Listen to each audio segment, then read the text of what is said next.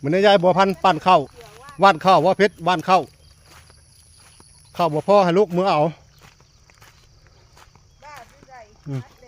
เดี๋ยวพ่อเสียว่านซ้ำดอกตัวนี้สุดตัวไปว่านพุ่นเลยเอาเทพ่อจังหน่อยก่อนจะเครื่องขู่ก่อนเทเครื่องขู่พ่อลูกตัวนี้เดี๋ยวพ่อจะไปว่านลำตัวนั้นมาเด้อพี่น้องเอ้ยเดี๋ยวเต็มเลยแม่นะ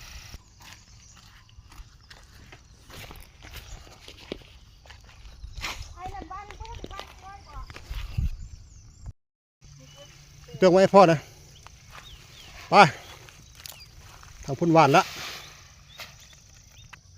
หวานลำเลยเบิดระเบิด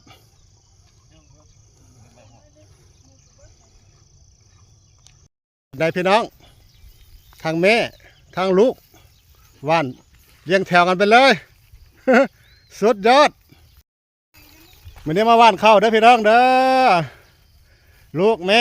3 คน 4 คน 5 คนกับหลานน้อยพาเดินมาหวานข้าวเลี้ยงแถวเลี้ยงหน้ากระดานข้าวเกือบบ่พอพี่น้องเอ้ยพอได้ว่างกับมาเกือบเข้าใจกันพิษบอกให้รถไทยมาปั้นแล้วเลยเด้อว่ารถไทยเพราะว่านึกว่าปั้นแล้ว บอกให้มาปั้นลูกกับสีฟ้าเห็นงานพี่น้องเอ้ยบาทนี้แล้วเราไปลูกบัดเดี๋ยวพ่อสิอยู่กับแม่ดอก